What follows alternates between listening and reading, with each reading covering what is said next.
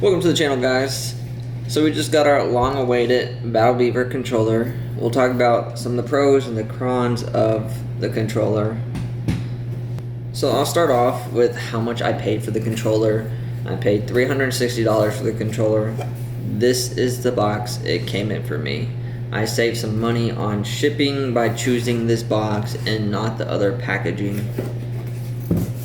So let's just go over some of the items I got on the controller.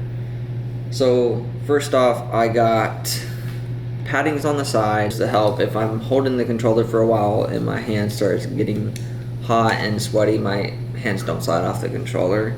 Next, we got clicky bumpers, triggers, and bumpers. We also got 4 back buttons, 2 on each side. And then I got my right analog stick tightened. I only got it tightened halfway. I think it's like 75% tighter than your normal analog stick. It can go up to 150%. And then I also got right here on these buttons, they have their own individual buttons so they don't move when I hit the other ones. On this side, I don't use this side of the controller that much, so I didn't get it on this side. It was like an extra 40 bucks, and I figured since I don't use that, there's no need for me to waste the 40 bucks. Then I also got my name on the controller, just a little cool touch to make it a little more personalized for me.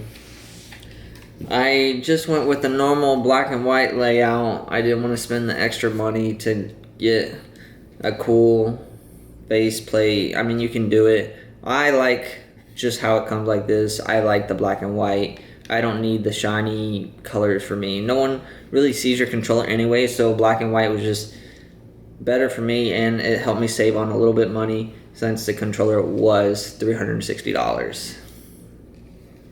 So now that you know what I got on the controller, I'll go over some of the pros and cons of the controller. Just picking up the controller, right away I realized this is probably the lightest controller I've ever played with. Next was, it felt a little plasticky to me, but the more I played with it, it just started feeling better to me. And when I do this right here, I move it back and forth, twist it, there's no cracks, creaks in the controller. It's made really solid and tight. There's honestly not many cons to the controller, if any I can think of right now.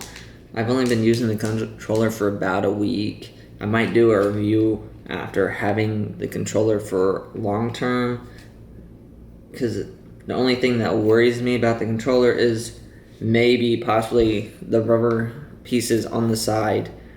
How long do they last? Will they start peeling? That's the only real concern I have on the controller. Other than that, I don't have any other concerns about it. I guess I did have one more. Maybe the buttons here. They actually wiggle and they just don't go straight down. But I did a little bit more research on it, and they're made like that purposely to make them last longer. So then that worry went away from me. Other than that, there's really not any cons to me. There's a lot of pros to the controller, considering I came from scuf. And this was my previous scuf controller, was the Invasion. And I'm not by any means comparing the Invasion to the Battle Beaver DualSense. That you just can't, it's 2 different controllers.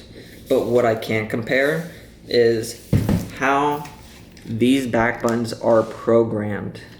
These back buttons are programmed through the controller, which I like so much better, and that's one reason why I end up going with Battle Beaver instead of doing a DualSense scuf, because I was looking at that. As for scuf, for their back buttons, they have a software that you go through to program the back buttons, and the problem I was running into was the software would have a lot of bugs. It would go down, stop working, and my back buttons would just stop working. When that software doesn't work anymore, your back buttons go to default and they don't work anymore.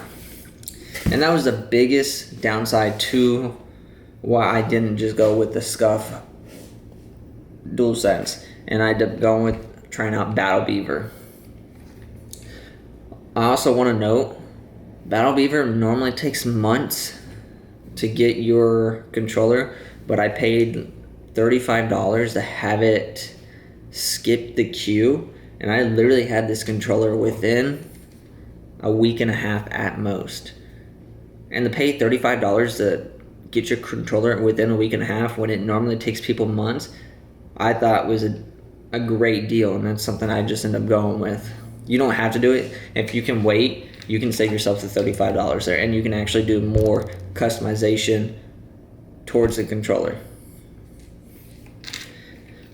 So if you guys have any comments or concerns about the Battle Beaver controllers, just let me know in the comments, and I can also do a review on why I ended up swapping from scuf to Battle Beaver. I appreciate you guys staying to the end of the video, and I'll catch you guys in the next one.